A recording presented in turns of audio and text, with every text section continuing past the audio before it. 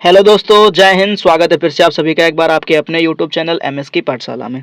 जैसा कि दोस्तों आप लोगों ने थंबनेल पर देख लिया होगा कि आज हम लोग बातचीत करने वाले हैं मोस्ट इम्पॉर्टेंट एमसीक्यू क्वेश्चंस के बारे में दोस्तों, ठीक है।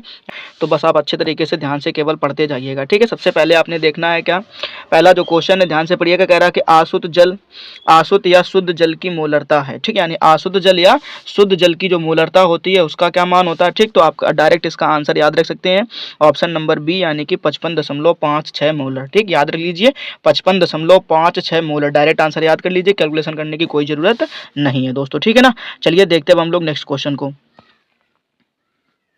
अब नेक्स्ट क्वेश्चन को ध्यान से पढ़िएगा, ठीक। नेक्स्ट क्वेश्चन में आपसे पूछा गया है, कह रहा है क्या कि 8 ग्राम NaOH, ठीक, ध्यान रखिएगा, 8 ग्राम NaOH को 450 ml विलयन में घुला हुआ है, ठीक। यानी जो 8 ग्राम NaOH है या सोडियम हाइड्रोक्साइड है वो 450 ml विलयन में घुला हुआ है, ठीक। तो कह रहा है कि विलयन की मोलरता ज्ञात कीजिए, ठीक। यानी आपको क्या बताना है, विलयन की मोलरता बतानी है, ठीक। बहुत आसान सा कॉन्सेप्ट होता है, आराम से समझ सकते हैं, बस आपको फॉर्मूला याद होना चाहिए, ठीक है।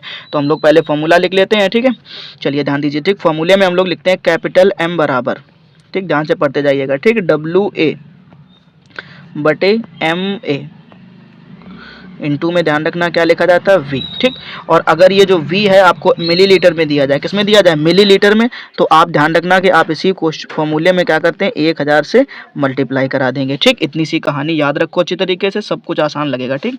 अब ये जो आपको मान दिखाई दे रहा है, ठीक, ध्यान से समझना, ये जो आपको मान दिखाई दे रहा है 8 ग्राम, ये मान हो जाएगा किसका, WA का, ठीक है। और उसके बाद आप क्या करेंगे, यहाँ से इस NaOH से किसका मान निकालेंगे, Ma का मान निकालेंगे, ठीक। अब निकालते कैसे हैं तो यहाँ पर थोड़ा समझ लीजिए ध्यान से, ठीक है। कुछ नहीं, आपको याद रखना है कि आपको ऐसे NaOH का फॉर्मूला लिखना है, ठीक। यहाँ से Ma का मान निकलेगा। अब सोडियम कितने नंबर पर होता है, इसका परमाणु क्रमांक याद रखिए, ठीक। और उसके बाद आप इसको परमाणु भार में कन्वर्ट कर लीजिए, ठीक। तो आपको ध्यान रखना है कि 11 नंबर पर होता है, ठीक। और जो विषम संख्या होती है उसमें हम लोग 2 से मल्टीप्लाई करके 1 ऐड कर देते हैं, ठीक। तो कितना हो जाएगा, 11 दूनी 22 और 1 23, ठीक। तो आप यहाँ पर क्या रखेंगे, 23 और प्लस उसके बाद ऑक्सीजन कितना होता है तो ध्यान रखना है 16 और उसके बाद हाइड्रोजन कितना होता है तो 1, ठीक। तो इस तरीके से इतनी सी कहानी आपको याद रखनी है। तो कितना हो गया आपका 6 3 9 और 1 10 यानी कितना 0। उसके बाद अंदर जोड़ लिए 3 1 4 सॉरी 2 और 1 3 3 और 1 4 यानी कितना निकल कर आ जाएगा 40, ठीक। तो आपको ध्यान रखना कि जो Ma का मान है वो कितना निकल कर आएगा, 40 निकल करके आएगा, ठीक। अब आप फॉर्मूले में रख दीजिए, ठीक। और जो आपको यहाँ पर ये वाला मान दिखाई दे रहा है यानी कि ये जो 450 आपको दिख रहा है ये किसका मान हो जाएगा, V का, ठीक। आप रखेंगे तो आपका जब इसको कैलकुलेशन करेंगे, ठीक, तो आप देख पाएंगे कि जो आपका ऑप्शन नंबर A है यानी कि 0.44 मोलर, ठीक, ये आपका आंसर हो जाएगा। आप थोड़ी सी कैलकुलेशन कर लीजिएगा, ठीक है। चलिए अब हम लोग देखते हैं नेक्स्ट क्वेश्चन को ध्यान से। अब नेक्स्ट क्वेश्चन में पढ़िएगा जरा ध्यान से, ठीक। कह रहा है आपसे क्या कि 180 ग्राम जल में जल के कितने मोल होते हैं, ठीक। यानी 180 ग्राम जल में जल के कितने मोल होते हैं, ठीक है। तो फिर से आपको मोलों की संख्या का फॉर्मूला पता होना चाहिए, ठीक। तो मोलों की संख्या को हम लोग लिखते हैं दोस्तों N से, और N बराबर जो फॉर्मूला होता है वो होता है W बटे में M, ठीक। अब W का जो मान है वो कितना दिया गया आपको क्वेश्चन में तो ध्यान से देख लीजिएगा 180 ग्राम, ठीक। ये ध्यान रखना W का मान कितना दिया गया 180 ग्राम, ठीक। तो आप क्या करेंगे कि 180 रखेंगे, ठीक, और डिवाइड कितने से कर देना होता है तो M। अब ये M क्या होता है तो ये होता है जल का अणुभार, ठीक है। तो जैसे कि मैं आपसे यहाँ पर दिखाऊं तो आप जल का अणुभार क्या लिखेंगे वो समझना जरा ध्यान से। तो जल का अणुभार जब आप निकालेंगे तो H2O, ठीक। अब हाइड्रोजन का कितना हो गया 2 और प्लस में ऑक्सीजन का भी थोड़ी देर पहले पढ़ा आपने, कितना होता है 16 16 और 2 कितना हो गया 18, ठीक है। तो आप जो फॉर्मूला ये आपको दिया गया ना N बराबर W, ठीक। तो यहाँ पर आप क्या करेंगे 180 बटे में कितना हो जाएगा 18। तो आप इसको काटेंगे तो आपको यहाँ पर देखने को मिलेगा कितना 10, ठीक। तो यही आपका क्या हो जाएगा आंसर। अब तो आपका यहाँ पर ऑप्शन नंबर सही हो जाएगा C यानी कि 10 मोल, ठीक है ना दोस्तों। आई होप आप लोगों को ये क्वेश्चन भी अच्छी तरीके से समझ में आ गया होगा, ठीक। चलिए अब हम लोग देखते हैं नेक्स्ट क्वेश्चन को ध्यान से। अब नेक्स्ट क्वेश्चन को पढ़िएगा। फिलहाल कह रहा है आपसे क्या कि सोडियम कार्बोनेट, ध्यान से पढ़ लीजिए, कह रहा है सोडियम कार्बोनेट के 0.2 मोलर विलयन के 500 ml के लिए आवश्यक मात्रा, ठीक। यानी आवश्यक मात्रा का मतलब है जो आपसे पूछा गया है वो है आपका क्या WA का मान। अभी थोड़ी देर पहले आपने मोलरता का फॉर्मूला पढ़ा, मोलरता के फॉर्मूले में आप ध्यान रखना जो आपको M का मान है, चीज़ों को समझने की कोशिश करिए, जो जितने मान दिए गए पहले उसको समझ लेते हैं। तो आप यहाँ पर देख पा रहे हैं, आपको यहाँ पर दिख रहा ना 0.2, ठीक। ये आपका किसके लिए मान हो जाए, यहाँ से सबसे पहले तो पूछा क्या गया आपको WA का मान, ठीक। अब यानी कैपिटल M का मान जो क्या दिया गया है वो दिया गया आपको 0.2, ठीक है। मैं सबके मान लिख दे रहा हूँ, आप कैलकुलेशन खुद करिएगा, ये ध्यान से सुनिएगा, ठीक है। और उसके बाद में आप ध्यान रखना कि इसी फॉर्मूले में आपको जो V का मान दिया गया है वो कितना दे रखा है 500, ठीक है ना, ये ध्यान रखना। V का मान कितना हो गया 500। ठीक, अब एक चीज़ बची और वो बची है क्या, Ma। ठीक, तो Ma के मान के लिए आपको ये फॉर्मूला दिया गया। ठीक, देखो ध्यान से, Na2CO3। ठीक है ना, Na2CO3। ठीक, ऐसे इससे निकाल लीजिएगा आप। ठीक, निकालते कैसे, तो अभी हमने थोड़ी देर पहले आपको बताया। सोडियम का परमाणु भार कितना होता है 23, 23 का डबल करेंगे तो कितना मिल जाएगा आपको 46। तो यहाँ पर क्या कर देना 46। उसके बाद आपको ध्यान रखना कार्बन, तो कार्बन का कितना होता है, एक कार्बन का होता है दोस्तों 12। ठीक है, अब ऑक्सीजन का कितना होता है, तो एक का कितना होता है 16। ठीक, और मल्टीप्लाई कितने से करा लेना है 3 से, क्योंकि कितने मॉलिक्यूल दिए गए 3, तो जब 3 से मल्टीप्लाई कराएंगे तो तुम्हारा 16 3 48। ठीक, तो सबको जोड़ लेना, वो मान किसका हो जाएगा Ma का। ठीक, और Ma के मान की जगह पे रखना और उसके बाद फॉर्मूला लगा देना मोलरता बराबर, जो पीछे भी थोड़ी देर पहले आपने पढ़ा। उसके बाद आप कैलकुलेशन कर लेना। ठीक है, तो जब आप कैलकुलेशन करेंगे तो आपको यहाँ पर आंसर जो है वो देखने को मिलेगा आपका यहाँ पर ऑप्शन नंबर डी, यानी कितना जाएगा 10.6 ग्राम के समथिंग आएगा। ये आप ध्यान रखिएगा। ठीक है, तो यहाँ पर आपका ऑप्शन नंबर डी सही हो जाएगा 10.6 ग्राम। क्लियर, तो ये आप अच्छे तरीके से याद रख लीजिएगा। फिलहाल अब हम लोग देखते हैं नेक्स्ट क्वेश्चन को। ठीक है, क्योंकि हम लोग जल्दी जल्दी सॉल्व करने की कोशिश करेंगे, आपको कैलकुलेशन घर में कर लेनी है आराम से। ठीक, आंसर मैंने बता दिया आपको, ऑप्शन नंबर डी सही हो जाएगा, कोई दिक्कत की बात है ही नहीं है। ठीक है, चलिए अब देखते हैं नेक्स्ट क्वेश्चन। अब नेक्स्ट क्वेश्चन में आपसे पूछा गया है, कह रहा है क्या, निम्नांकित में से कौन सा अणुसंग गुणधर्म है। ठीक, ये देखो मोस्ट इंपॉर्टेंट क्वेश्चन है, यानी कह रहा है निम्नलिखित में से कौन सा ऐसा गुणधर्म है जो अणुसंग गुणधर्म है। ठीक, तो आपको अणुसंग गुणधर्म याद रखने कितने होते हैं, टोटल 4। सबसे पहले ध्यान सुनिएगा, वाष्प दाब का आपेक्षिक अवनमन, दूसरा होता है क्वथनांक का उन्नयन, तीसरा होता है हिमांक का अवनमन और चौथा होता है परासरण दाब। ठीक, तो अब उन चारों में से सिर्फ आप देख पा रहे होंगे, आपको यहाँ पर एक ही ऑप्शन देखने को मिल रहा होगा, वो होगा आपका ऑप्शन नंबर सी, यानी कि परासरण दाब। ठीक है, तो ये ध्यान रखना, जो अणुसंग गुणधर्म है वो क्या है, परासरण दाब है। बाकी ये चारों ऑप्शन आपके क्या हो जाएंगे, रॉन्ग हो जाएंगे। ठीक, सॉरी, ये तीनों ऑप्शन आपके क्या हो जाएंगे, रॉन्ग हो जाएंगे। ठीक है ना, चलिए देखते हैं अब हम लोग नेक्स्ट क्वेश्चन को। अब नेक्स्ट क्वेश्चन में आपसे जो पूछा गया है वो कह रहा है क्या, निम्नलिखित में से विलयन में, ठीक है, निम्नलिखित में से विलयन का कौन सा गुण अणुओं की संख्या पर निर्भर नहीं करता। ठीक, यानी कौन सा गुण जो है वो अणुओं की संख्या पर निर्भर नहीं करता। तो फिर से वही अणुसंग गुणधर्म की कहानी आ गई। ठीक, अब कौन सा होगा, तो हमने आपको 4 तो बता ही रखे कि कौन कौन से अणुसंग गुणधर्म होते हैं। एक क्या होता है आपका वाष्प दाब का अवनमन, ये भी अणुसंग गुणधर्म है, और हिमांक का अवनमन ये भी एक अणुसंग गुणधर्म है। ठीक, और परासरण दाब ये भी एक अणुसंग गुणधर्म है। ठीक, अब है कौन सा नहीं, तो आपको ध्यान रखना है यहाँ पर जो आपका दिख रहा है ना ऑप्शन नंबर सी, यानी कि पृष्ठ तनाव। ठीक, ये आपके अणुओं की संख्या पर निर्भर नहीं करता है, क्योंकि ये अणुसंग गुणधर्म नहीं है। ठीक है ना, चलिए देखते हैं अब हम लोग जल्दी से नेक्स्ट क्वेश्चन को। अब नेक्स्ट क्वेश्चन में हमसे पूछा गया है, कह रहा तापमान से स्वतंत्र इकाई है। मोस्ट इंपॉर्टेंट क्वेश्चन है, ध्यान से समझ लीजिए, तापमान से स्वतंत्र इकाई है। ठीक, तो ये आपको बताना है। तो तापमान से स्वतंत्र इकाई वो होती है जो टेम्परेचर पर निर्भर नहीं करती है। ठीक, तो आपको दोस्तों याद रखना है, यहाँ पर ऑप्शन नंबर सी सही हो जाएगा, मोललता, यानी जो मोललता है वो तापमान पर निर्भर नहीं करती है। ठीक है, चलिए देखते हैं हम लोग नेक्स्ट क्वेश्चन। अब नेक्स्ट क्वेश्चन में हमसे पूछा गया है निम्नलिखित में से कौन सा विलयन अणुसंग गुणधर्म नहीं है।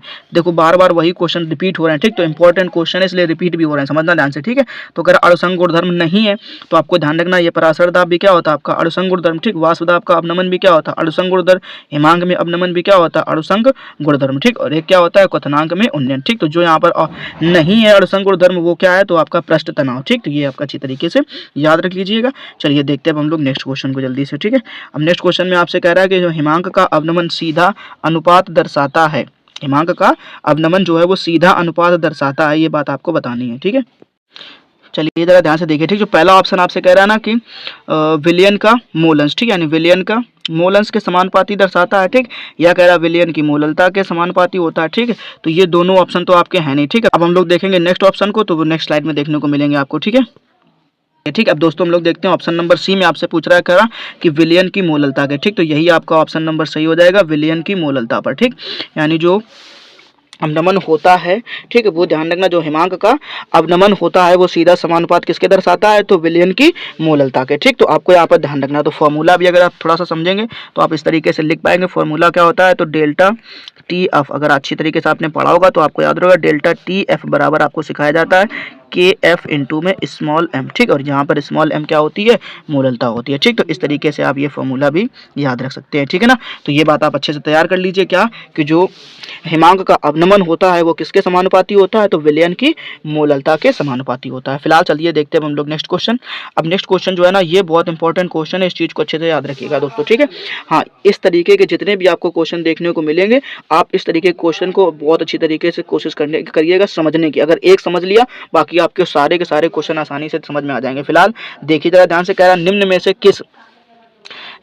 से किस 0.1 मोलर जलीय विलयन का जलीय विलयन का हिमांक न्यूनतम होगा, हिमांक न्यूनतम होगा। ठीक, तो आपने पढ़ा होगा हिमांक का अवनमन। अब हिमांक का अवनमन का मतलब क्या होगा कि सबसे ज्यादा न्यूनतम किसका होगा। ठीक, तो ध्यान रखना ये जितने भी आपको हिमांक का अवनमन हो या क्वथनांक का उन्नयन हो या वाष्प दाब का आपेक्षिक अवनमन हो या पराशर दाब हो, ठीक, ये डिपेंड करते हैं किस पर, अणुओं की संख्या पर। ठीक, तो अणुओं की संख्या आपको पता होना चाहिए कि कैसे निकाली जाती है। ठीक, अगर आपको अणुओं की संख्या निकालना आता है तो आप आसानी से इस क्वेश्चन को कर ले जाएंगे। जैसे पहले क्वेश्चन में, पहले ऑप्शन में ध्यान से देखिए, लिखा हुआ सोडियम क्लोराइड। ठीक, तो आपको पता है सोडियम क्लोराइड को आप कैसे लिखेंगे, NaCl, यही तो लिखेंगे। ठीक, और जब आप इसमें अणुओं की संख्या देखेंगे तो आपको कितनी मिलेगी, एक Na का मॉलिक्यूल हो गया, एक किसका हो गया, Cl का, तो अणुओं की संख्या कितनी हो गई, 2। अच्छा, दूसरा ऑप्शन क्या लिखा हुआ, यूरिया, तो ध्यान रखना यूरिया तो विघटित होता ही नहीं है, समझ में आ रहा, यूरिया तो विघटित होता ही नहीं है। ठीक, तो इसमें तो आपको कुछ देखने को नहीं मिलेगा। सेम कंडीशन होती है किसकी, ग्लूकोज की, तो ग्लूकोज भी आपको देखने को नहीं मिलेगा। ठीक, अब रही बात किसकी, पोटेशियम सल्फेट की, तरह इसको समझ लेते हैं ध्यान से। ठीक, तो पोटेशियम सल्फेट की अगर हम बात करें तो ध्यान रखना फॉर्मूला क्या हो जाएगा आपका, K2 और उसके बाद क्या देखने को मिलेगा आपको, SO4। ठीक, तो ये हो गया पोटेशियम सल्फेट। ठीक, अब हम अलग अलग करेंगे तो आप देखेंगे K के ऊपर चार्ज कैसा होता है, प्लस का, और SO4 के ऊपर चार्ज कितना होता है, माइनस का 2। तो जब हम अलग अलग करेंगे इन सबको तो आप देखेंगे कि K के ऊपर कितना है, सिंगल का प्लस। ठीक, अब देखो K के हैं कितने मॉलिक्यूल, तो आप देख पा रहे होंगे 2, तो K के कितने मॉलिक्यूल हो गए, 2, और पोटेशियम सल्फेट का कितना हो गया, 1, मतलब 2 और 1 3, तो टोटल मॉलिक्यूल की संख्या कितनी हो गई, 3।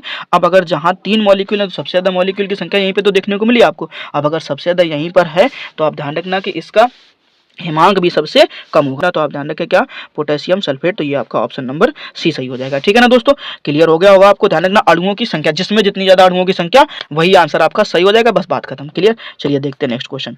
अब नेक्स्ट क्वेश्चन में आपसे पूछा गया अगर समान ताप पर किन किन विलयनों के युग्म, सुनना ध्यान से। ठीक, समान ताप पर किन किन विलयनों के युग्म जो है ना, समान ताप पर किन किन विलयनों के युग्म समपराशरी होंगे, ये बताना आपको क्या होने चाहिए, समपराशरी होने चाहिए। ठीक, तो इसमें भी आप ध्यान रखिएगा कि अणुओं की संख्या मैच कराइए जरा ध्यान से। ठीक, अब हम लोग अगर इसमें देखें तो देखो ध्यान से क्या लिखा है, NaCl, तो इसमें अणुओं की संख्या अगर आप निकालोगे तो कितनी निकल कर आएगी, 2। ठीक, उसके बाद हम देखते हैं दूसरा, उसमें कह रहा है क्या, Na2SO4 यानी सोडियम सल्फेट, तो आप जब इसमें निकालेंगे तो आप देखेंगे कि 2 और 1 3, मतलब 2 सोडियम की 1 सल्फेट की। ठीक, तो यहाँ पर तो बराबर है नहीं अणुओं की संख्या, तो ये तो वैसे ही नहीं होना।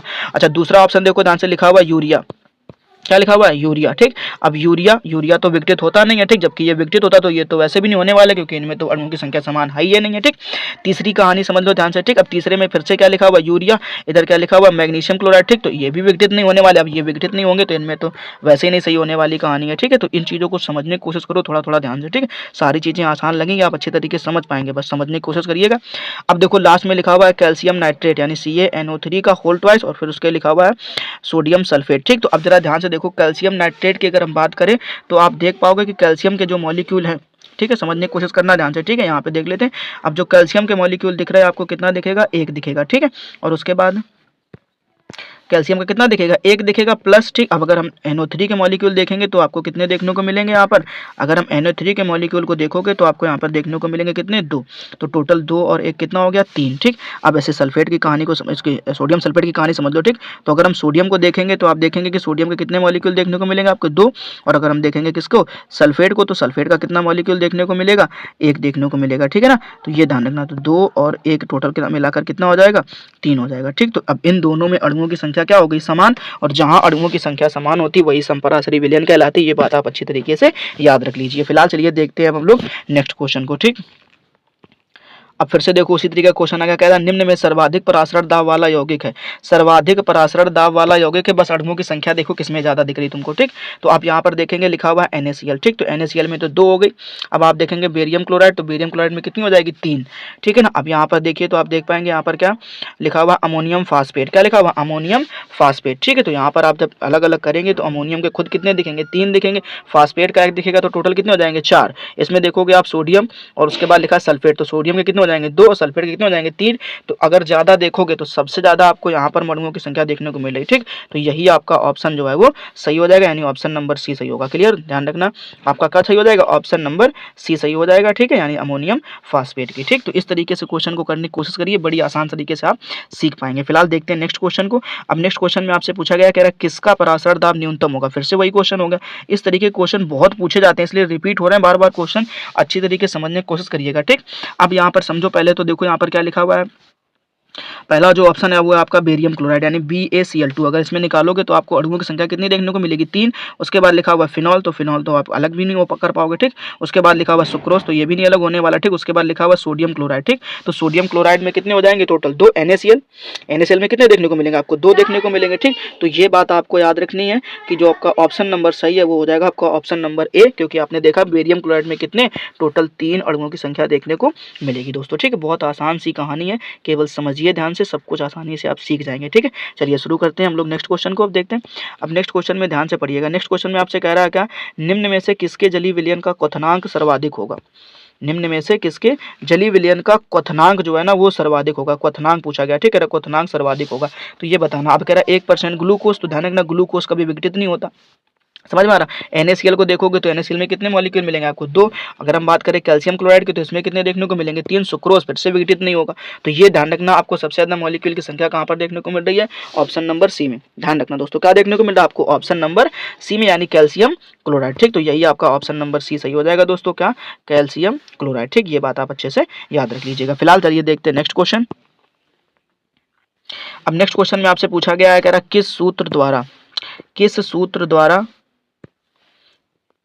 किस सूत्र द्वारा मोलल उन्नयन स्थिरांक यानी केबी की गणना की जा सकती है, ठीक। तो आपको यहाँ पर सूत्र बताना है कि किस सूत्र के द्वारा आप यहाँ पर मोलल उन्नयन स्थिरांक क्या होता है? तो दोस्तों ध्यान रखना केबी, ठीक। अब केबी का जो फॉर्मूला होता है वो आपको अच्छे से याद रखना है, ठीक है। तो यहाँ पर जो है आपका ऑप्शन नंबर सही हो जाएगा दोस्तों ए। क्या सही हो जाएगा? आपका ऑप्शन नंबर ए सही हो जाएगा। ये बात आप अच्छे से याद रखिए, ठीक है। फिलहाल आपको जो फॉर्मूला सिखाया जाता है वो अभी हमने थोड़ी देर पहले आपको बताया था, ठीक। यहाँ पे थोड़ा समझ लीजिए ध्यान से। क्या पढ़ाया जाता है कि डेल्टा टी बी, क्या लिखते हो? डेल्टा टी बी बराबर क्या होता है? के बी इंटू में मोललता, ठीक है। मोललता का फॉर्मूला क्या होता है? तो डब्ल्यू ए, ठीक है, और बटे में क्या होता है? एम ए, ठीक, और इनटू में क्या हो जाता है? डब्ल्यू बी, ठीक। इतनी सी बात याद रखिए। और 1000 से क्या करना पड़ता है? मल्टीप्लाई, ठीक। अब आपसे पूछा क्या गया है? के बी के बराबर, ठीक। तो जब आप इस के बी के बराबर निकालेंगे तो सबको ट्रांसफर करके यहाँ ले आइए, ठीक। अब जब आप ट्रांसफर करके ले आएंगे तो देखो जरा ध्यान से, यहाँ पर आपको क्या देखने को मिल रहा है? एम, और प्लस में ये क्या था तुम्हारा? डेल्टा टी बी, तो यहाँ पर डेल्टा टी बी मिलेगा, ठीक। और ये जो डब्ल्यू बी था उसको किससे लिख दिया गया? डब्ल्यू से लिख दिया गया, ठीक। और उसके बाद जो बचेगा वो क्या बचेगा? डब्ल्यू ए, और यहाँ पर क्या बचेगा तुम्हारा? 1000, तो यहाँ पर डब्ल्यू ए और ये क्या हो गया? 1000, ठीक। तो ये ध्यान रखना, आपका यहाँ पर ऑप्शन नंबर ए सही हो जाएगा दोस्तों, ठीक है। चलिए देखते हैं हम लोग नेक्स्ट क्वेश्चन को, ठीक है। अब नेक्स्ट क्वेश्चन में आपसे पूछा गया है कि अनंत तनुता पर जलीय सोडियम सल्फेट विलयन का 1/2 गुणांक का मान होगा, ठीक। जलीय सोडियम सल्फेट विलयन का 1/2 गुणांक का मान, ये बात ध्यान रखना, ठीक। अब 1/2 गुणांक का मान कैसे निकाला जाता है? तो 1/2 गुणांक भी जो है ना वो अणुओं की संख्या पर निर्भर करता है। किस पर निर्भर करता है? अणुओं की संख्या पर, ठीक। तो जब आप अणुओं की संख्या निकालेंगे तो आप देखेंगे कि इस सोडियम के जो अणुओं की संख्या है वो कितनी देखने को मिलेगी? 2। और सल्फेट के अणुओं की संख्या कितनी देखने को मिलेगी? 1। जब आप इनको ऐड कर देंगे तो आपको कितना देखने को मिल जाएगा? 3। बस खत्म सी कहानी, ठीक। तो ये बात आप याद रखिएगा ध्यान से, ठीक। चलिए अब हमसे जो नेक्स्ट क्वेश्चन पूछा गया है वो पूछा गया है, कह रहा निम्नलिखित में से किसका परासरण दाब सर्वाधिक होगा, ठीक। परासरण दाब सर्वाधिक किसका होगा, ठीक। इसके ऑप्शन आपको नेक्स्ट स्लाइड में देखने को मिलेंगे, ठीक है। चलिए देखते हैं। परासरण दाब सर्वाधिक पूछा गया, ठीक। तो ये ध्यान रखना आपको। पहले ऑप्शन में देख लो जरा ध्यान से, क्या लिखा हुआ? 1 मोलर KCl में कितने मॉलिक्यूल देखने को मिलेंगे आपके? 2। अब अगर यहाँ पर कह रहा है अमोनियम फास्फेट तो इसमें कितने देखने को मिलेंगे? 4। उसके बाद कह रहा है बेरियम क्लोराइड, इसमें कितने देखने को मिलेंगे? 3। और इसके बाद आपसे यहाँ पर कह रहा है क्या? C6H12O6, ये आपका ग्लूकोज का फॉर्मूला होगा, ठीक। तो ग्लूकोज तो वैसे ही विघटित नहीं होता, ठीक। तो पहले वाले ऑप्शन में कितने मिल रहे हैं? 2। दूसरे वाले में कितने मिल रहे हैं? बी नंबर में आपको 4, और सी नंबर में कितने मिल रहे हैं? 3। तो सबसे ज्यादा किसमें मिल रहा है आपको? ऑप्शन नंबर बी में, ठीक। तो आप यहाँ पर याद रखेंगे कि जो आपका ऑप्शन नंबर सही है वो कौन सही हो जाएगा? बी नंबर सही हो जाएगा, ठीक। ये बात आप अच्छे से दिमाग में बिठा लीजिए, ठीक। तो आपका ऑप्शन नंबर सही हो जाएगा बी, यानी कि अमोनियम फास्फेट, ठीक है। क्लियर? चलिए देखते हैं हम लोग नेक्स्ट क्वेश्चन। चलिए ध्यान से पढ़िए, ठीक। अब क्वेश्चन नंबर अगला में कह रहा है आपसे क्या कि विशिष्ट चालकता की इकाई क्या है? विशिष्ट चालकता हम लोग इसी को बोलते हैं क्या? कापा। क्या बोलते हैं? कापा, ठीक। ध्यान रखना, विशिष्ट चालकता को ही क्या बोला जाता है? कापा बोला जाता है, ठीक। फॉर्मूला बताते हैं आपको हम, ठीक। और उस फॉर्मूले से आप आसानी से मात्रा निकाल पाएंगे, ठीक। आपने पढ़ा होगा क्या कि आर बराबर, ठीक है, फॉर्मूला याद रखना, आर बराबर क्या होता है? रो L अपॉन ए, ठीक। और जब यहाँ से आप किसका मान निकालेंगे? रो का, ठीक। तो जब रो बराबर आप निकालेंगे तो आप देखेंगे आपको देखने को मिलेगा RA अपॉन L, ठीक।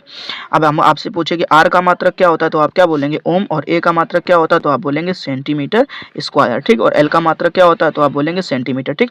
1 सेंटीमीटर से 1 सेंटीमीटर काट दीजिएगा, ठीक। तो आप देखेंगे कि जो रो का मात्रक है वो आपको देखने को मिलेगा ओम इंटू सेंटीमीटर, ठीक। अब जो रो का जस्ट उल्टा जो होता है वो होता है आपका विशिष्ट चालकता, क्या होता है, विशिष्ट चालकता। ठीक, तो अब इसका उल्टा कौन हो जाएगा, आपको ध्यान से देख सकते हैं। तो यहाँ पर आपको ऑप्शन नंबर देखने को मिल रहा होगा सेंटीमीटर इनवर्स और ओम इनवर्स। ठीक, तो इसका उल्टा कर देना तो बस इनवर्स हो जाएगा। बस इतनी सी कहानी है, अच्छे तरीके से याद रख लीजिए। ठीक, चलिए देखते हैं हम लोग नेक्स्ट क्वेश्चन। नेक्स्ट क्वेश्चन में आपसे जो पूछा गया है वो कह रहा है क्या, वैद्युत अपघट्य पदार्थ नहीं है। ठीक है, निम्नलिखित में से कौन सा ऐसा पदार्थ है जो वैद्युत अपघट्य नहीं है, ये पूछा गया आपसे। ठीक, तो वैद्युत अपघट्य नहीं है तो ये आपको ध्यान रखना, जो टूटे ना, जो विघटित ना हो वही तो है। अब सोडियम क्लोराइड आसानी से देखते हो आप, Na+ और Cl- में टूट जाता। उसके बाद अमोनियम नाइट्रेट को देखोगे। ठीक, तो अमोनियम में आप देखते हो क्या, NH4+ और NO3- ये हो जाएगा। ठीक, नाइट्रिक अम्ल में क्या बोलोगे, HNO3, तो H+ और NO3-, तो ये तो सब टूट रहे हैं। ठीक, तो जो ऑप्शन नंबर बी है आपका ना, यूरिया, ठीक, ये विघटित नहीं होगा, तो आपका यहाँ पर ऑप्शन नंबर बी सही हो जाएगा। ये कोई वैद्युत अपघट्य पदार्थ नहीं है, ये ध्यान रखना। ठीक, चलिए अब हम लोग देखते हैं नेक्स्ट क्वेश्चन। कह रहा है अच्छे चालकत्व विलयन वाले पदार्थ होते हैं। अच्छे चालकत्व विलयन वाले पदार्थ होते हैं, मतलब जिनकी चालकता सबसे अच्छी होती है, वो पूछा गया है। ठीक, तो चालकता अच्छी होने का मतलब है कि जो प्रबल क्या होगा, विद्युत अपघट्य होगा। ये ध्यान रखना, जो प्रबल क्या होगा, विद्युत अपघट्य, मतलब जितने ज्यादा आयन बनेंगे उसकी चालकता उतनी ज्यादा होगी, और जो जितना प्रबल होगा वो उतना ही ज्यादा आयन बनाएगा। ठीक है ना दोस्तों, चलिए देखते हैं हम लोग नेक्स्ट क्वेश्चन। अब नेक्स्ट क्वेश्चन में आपसे जो पूछा गया, कह रहा किसी भी इलेक्ट्रोड का इलेक्ट्रोड विभव निर्भर करता है। ठीक है, यानी जो किसी भी इलेक्ट्रोड का इलेक्ट्रोड विभव होता है ना, वो किन किन बातों पर निर्भर करता है, ये बात आपको बतानी है। ठीक, पहला जो आपका ऑप्शन है वो है आपका क्या, धातु की प्रकृति पर। किस पर, धातु की प्रकृति पर। ठीक, दूसरा ऑप्शन है विलयन के ताप पर, और तीसरा ऑप्शन है विलयन की मोलरता पर। ठीक, तो दोस्तों आपको जो याद रखना है वो याद रखना ऑप्शन नंबर डी। क्या याद रखना आपको, ऑप्शन नंबर डी, यानी ये सभी। ठीक, यानी कि जो आपको तीनों बातें दी गई ना, धातु की प्रकृति पर, यानी कि किस धातु के आपने इलेक्ट्रोड बनाए हैं ना, ये उस बात पर भी निर्भर करता है। ठीक, और उसके बाद कह रहा विलयन के ताप पर। ठीक, आपके विलयन का टेम्परेचर कितना है, ये उस बात पर भी निर्भर करता है। ठीक, और कह रहा विलयन की मोलरता पर। ठीक, यानी विलयन का मोलरता का मतलब सांद्रता पर। ठीक, यानी जो विलयन आपने लिया है उस विलयन की सांद्रता कितनी, इस बात पर भी निर्भर करता है। ठीक, तो आपको ध्यान रखना है यहाँ पर ऑप्शन नंबर डी सही हो जाएगा। ठीक है, चलिए देखते हैं नेक्स्ट क्वेश्चन। अब नेक्स्ट क्वेश्चन में जो है आपसे पूछा गया है, कह रहा है क्या कि किसी भी इलेक्ट्रोड का इलेक्ट्रोड विभव निर्भर नहीं करता है। ठीक, अब इलेक्ट्रोड विभव जो है वो निर्भर नहीं करता है, तो ये बात आपको बतानी है। ठीक है, तो किन किन बातों पर निर्भर नहीं करता, तो पहला ऑप्शन पढ़िए ध्यान से, कह रहा धातु की प्रकृति एवं इसके आयनों पर, धातु की प्रकृति एवं इसके आयनों पर। ठीक, और दूसरा ऑप्शन कह रहा विलयन में उपस्थित आयनों की सांद्रता पर, और तीसरा ऑप्शन है दाब, चौथा ऑप्शन है ताप। ठीक, तो अभी थोड़ी देर पहले आपने पढ़ा क्या कि जो आपका यहाँ पर जो इलेक्ट्रोड विभव होता है वो किस पर निर्भर, धातु की प्रकृति पर निर्भर करता है और उसके आयनों पर भी निर्भर करता है। ठीक, और अभी थोड़ी देर पहले आपने पढ़ा कि सांद्रता पर तो बिल्कुल निर्भर करता है, टेम्परेचर भी निर्भर करता है। ठीक, तो आपको ध्यान रखना है यहाँ पर जो आपका ऑप्शन नंबर है सी, यानी कि दाब। ठीक, तो ध्यान रखना आपको जो इलेक्ट्रोड विभव है वो दाब पर निर्भर नहीं करता, आप कितना भी प्रेशर बढ़ाते रहिए कोई फर्क नहीं पड़ेगा। ठीक है, नेक्स्ट क्वेश्चन में आप ध्यान से देखिए, कह रहा है क्या, धातु जो हाइड्रोक्लोरिक अम्ल से, ध्यान रखना क्या, धातु जो हाइड्रोक्लोरिक अम्ल से हाइड्रोजन विस्थापित नहीं कर सकती है। ठीक, अब हाइड्रोक्लोरिक अम्ल क्या होता है तो ये समझ लो, तो हाइड्रोक्लोरिक अम्ल में क्या बोलते हो आप, HCl। अब HCl में आपको यहाँ पर क्या देखने को मिल रहा है, हाइड्रोजन। ठीक, तो यही पूछा गया कि हाइड्रोजन को विस्थापित कौन नहीं कर पाएगा। ठीक, तो आपने वैद्युत रासायनिक श्रेणी पढ़ी होगी, उस वैद्युत रासायनिक श्रेणी में आप देखेंगे कि हाइड्रोजन के नीचे आपको कुछ तत्व देखने को मिलेंगे, जैसे हमने बोल दिया यहाँ पर क्या, कॉपर, पारा, सिल्वर। ठीक, और उसके बाद में ध्यान रखना प्लेटिनम और गोल्ड। ठीक, ये ध्यान रखना, ऐसे तत्व नीचे होते हैं। ठीक, अब जो नीचे होता है हाइड्रोजन से, ठीक, वो हाइड्रोजन को विस्थापित नहीं कर सकता, ये ध्यान रखना। ठीक, क्योंकि वैद्युत रासायनिक श्रेणी हमने इस टॉपिक को लेकर के एक अच्छी तरीके से लेक्चर बनाया दोस्तों, आप वहां पर जाकर के गाने के साथ में इसको अच्छी तरीके से सीख सकते हैं। ठीक है, हमने यहाँ पर किस तरीके से नताशा ने हार्दिक पांड्या को छोड़ा, ठीक है, और विराट कोहली और अनुष्का भाभी की इतनी अच्छी बॉन्डिंग क्यों बनी हुई है। ठीक, इन सब को हमने बहुत बेहतरीन तरीके से डिटेल में समझाया है इसके लॉन्ग लेक्चर में। ठीक, तो आप वहां पर जाकर के इस लेक्चर को देखिए, आपके इस मतलब वैद्युत रासायनिक श्रेणी के जितने भी क्वेश्चन है, एक एक क्वेश्चन को आप क्लियर कर पाएंगे। ठीक, और कभी भी भूलेंगे नहीं, आप ये ध्यान रखिएगा। ठीक है, तो आप एक काम करिएगा, जाकर के सब कुछ वहां से डिटेल में सीख लीजिए। फिलहाल आप यहाँ पर छोटा सा कॉन्सेप्ट समझिए क्या, कि जो हाइड्रोजन से नीचे है वो हाइड्रोजन को विस्थापित नहीं कर पाएगा। ठीक, तो आप देख पा रहे होंगे इनमें से सिर्फ एक ऐसा ऑप्शन है, ऑप्शन नंबर बी। कौन सा आपको दिख रहा होगा, ऑप्शन नंबर बी दिख रहा होगा, यानी कॉपर। ठीक, यानी जो कॉपर है वो हाइड्रोजन से नीचे है, ध्यान से देखो तो यहाँ पर है। ठीक, तो ये हाइड्रोजन को विस्थापित नहीं कर सकती है, बस इतनी सी कहानी। तो आपसे पूछा भी हुआ गया था ना, नहीं कर सकती है ना, तो ध्यान रखना। तो यहाँ पर क्या हो जाएगा, कॉपर। ठीक है, चलिए देखते हैं नेक्स्ट क्वेश्चन। अब कह रहा है क्या, धातु जो सरलता से ऑक्सीकृत हो जाती है। ठीक, मतलब वह धातु जो सरलता से क्या हो जाती है, ऑक्सीकृत हो जाती है। ठीक, ये बात आपको बतानी चाहिए। इसके ऑप्शन आपको नेक्स्ट स्लाइड में देखने को मिलेंगे, चलिए हम लोग देखते हैं उसको। चलिए दोस्तों ठीक है, देखते हैं। अब देखो इसके थोड़े से दो ऑप्शन गायब है, ठीक, इसमें दो ऑप्शन नहीं दिए गए। फिलहाल आप ध्यान रखना जो एल्यूमिनियम वो इसका सही ऑप्शन हो जाएगा, ठीक है, कोई दिक्कत नहीं है, वैसे छोड़ सकते हैं ये क्वेश्चन, आप स्किप कर सकते हैं। फिलहाल देखिए नेक्स्ट क्वेश्चन। अब नेक्स्ट क्वेश्चन में आपसे पूछा निम्नलिखित में से कौन सी अपक्रिया संभव नहीं है। ध्यान रखना, निम्नलिखित में से कौन सी अपक्रिया संभव नहीं है, ये बात आपको बतानी है, ठीक। चलिए ध्यान से देखना, बहुत आसान से कॉन्सेप्ट होते हैं, क्लियर करते हैं एक एक चीज को अच्छे से, ठीक।